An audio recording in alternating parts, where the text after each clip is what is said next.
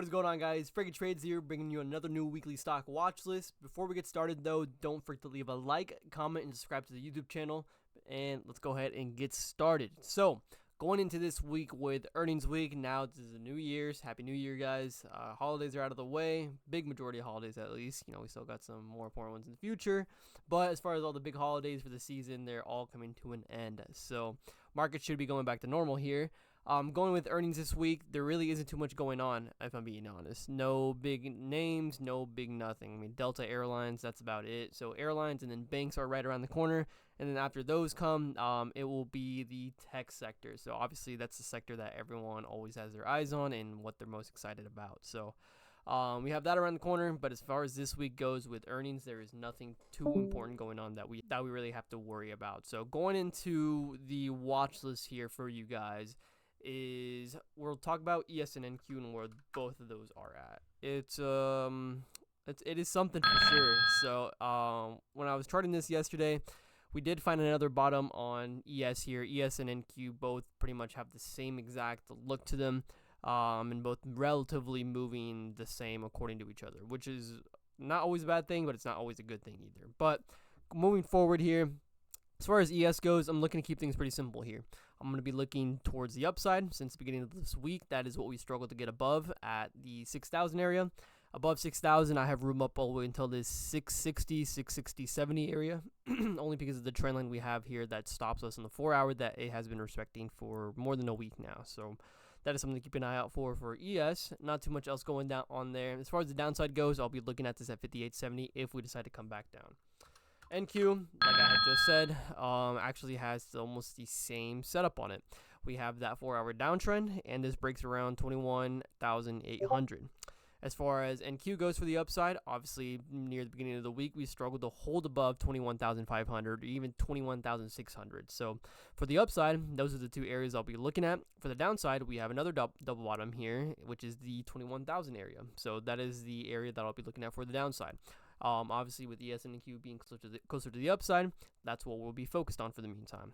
If we happen to gap down tomorrow, that's a whole nother story. If we gap up, you already know with stock hours, we talk about this stuff at pre-market review every single day at 9 a.m. Eastern. We cover these things for you guys. So we'll have to wait and see what these open up at and see what the market provides tomorrow morning.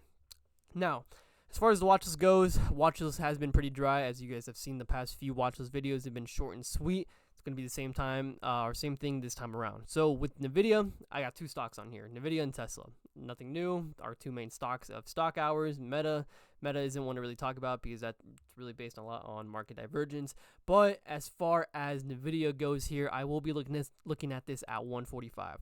Now, the issue with 145 is if I go to the 1 minute, you guys can see here that we literally closed right at it. So I'm expecting this to break pre-market, unfortunately, but if we don't and we reject off of 145, that will be the area of entry that I'll be looking at.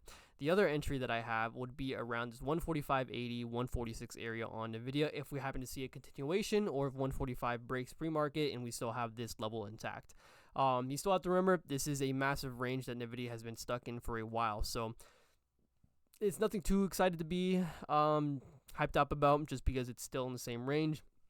But with the momentum, NVIDIA has started picking up recently, breaking outside of its other range that it's been stuck in within this area. We're starting to break out. So it could be an indication that NVIDIA is starting to get some more momentum, more buying pressure to the upside. Who knows, right? We'll see tomorrow morning, see if it has any catalyst or if it's still strong like it was on Friday. So 145 or 146 would be the areas that I'll be looking at for NVIDIA for the meantime. Next up is Tesla, our favorite stock in stock hours. So if I go to the 4 hour or even the 30 minute here, you guys will see what I'm talking about. But on the 4 hour or the 1 hour, you guys can see this trend line that we have that we did end up breaking on Friday. I unfortunately only caught a portion of Tesla below 400. I did not catch anything above that with how crazy that rally was, despite its delivery numbers missing on Thursday, and we happened to recover everything back here. So yeah, here's the 1 hour trend line that I'm talking about. Realistically on Tesla's a really, really great stock to take advantage of on any intraday setups, just because of the follow through and the momentum and the divergence that Tesla can have at times against the market. So It's a really clean, really smooth stock, but it can also bite you and burn you if you're not really careful with it. So it's a stock you need to have a lot of experience in with trading. It's not one of the stocks I really recommend new people to dive their toes into, especially if you're day trading it or scalping at the degree that we are in stock hours, right? Well, that's why in stock hours we teach you how to trade this stock, and you're able to make thousands, hundreds and thousands of dollars with these kinds of strategies in place that we take on Tesla. So going forward here on Tesla, if I go to the 30-minute, it's pretty simple, man. I'll be looking at 415 or maybe even 413, 414 at the highs here. 415 would be realistically the safer area to take on Tesla, but for the meantime, I'm going to keep it pretty simple and just say 415. Anything can happen on Tesla tomorrow morning. It can gap down. It can lose all of the gains it had. It can gap up $10. It can gap up $20. Who knows, right? Tesla is a really crazy stock to really chart over the weekend. So it's a stock you don't really want to dive too deep into. And that's why I had mentioned it earlier with if it does do that kind of stuff with us in stock hours, we like to handle that kind of business and talk with that with you guys as students in the pre-market reviews 30 minutes before market open and give you guys the trade ideas and entries on stocks we're looking at. So with that much more being said, though, hope you guys enjoyed the video. Pretty short and sweet like it has been. There just hasn't been that very many clean setups. But with that being said, hope you guys enjoyed the video and have a good rest of the year. And before you leave, though, don't forget to leave a like, comment, and subscribe to the YouTube channel. We'd really appreciate it. With that being said, hope you guys take care and peace out.